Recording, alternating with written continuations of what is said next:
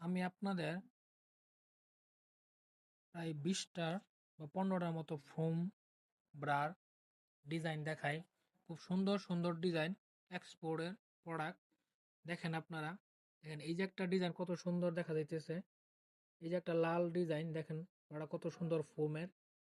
এই যে একটা ডিজাইন দেখেন কত সুন্দর। আপনাদের যাদের যে সাইজ প্রয়োজন ইনবক্সে বলবেন। এই যে একটা ডিজাইন দেখেন কত সুন্দর।